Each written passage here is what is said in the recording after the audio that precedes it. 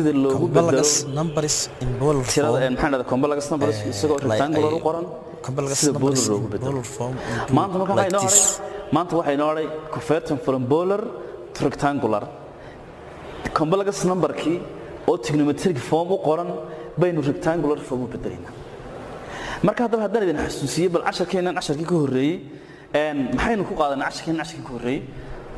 horta labadooda isku soo xidhaan labadii waa la isu bedelayaa markasta ma kala maarmayaan waxa aad iyo aad muhiim ah in la socotaan bal tusaalahan haddaynu casharkeeni hore aan kan ku soo xidho haddaynu haysano z is equal to radical 3 minus I ardayga markaad eegto maxaan idhahdaa complex numberka markaad eegto it is written in rectangular form muxuu qorayaa rectangular form baynu ugu qorayaa Boolean form baynu u bedelanay kani waa a baynu niri b diina waa halka horgalaha wanka ay u qarsoon ayada weeye then maxaynu u baahnaa waxaynu u baahnaa inaan Boolean form u bedelo Booleankii maxaa la inaga doonayaa r baa la inaga rabaa marka hore deedna r waa maxay waa radical 3 maxaynu dhahnaa marka waa radical 3 square plus maxaynu dhahdaa minus 1 square into whole power maxaynu oran jirnay a square plus b square ayaa r lagu heli jiray dila socodde deedna aadi waxaan qaatay maxaan dhahdaa radical 3 baan qaadanay b dina minus 1 baynu qaadanay intaas maxay noo leegtahay radical 3 marka laba jeer la isku dhufto muxuu noqonayaa 3 baynu noqonayaa plus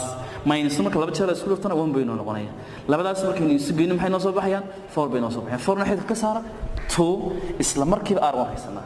haddana waxaynu yidhi xiisadeennii hore maxaa loo baahan yahay baynu argumentkii baa loo baahan yahay theta loo baahan yahay ila socda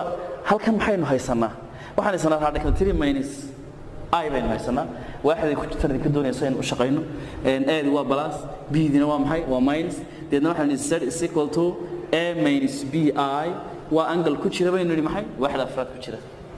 marka waxaan ku shaqeynaynaa maxay cos baynu ku shaqeynaynaa waxaan odhanaynaa cos inverse equal maxaynu odhan jirnay a divided by r baynu odhan jirnay okay aadi maxaan haysanaa markaa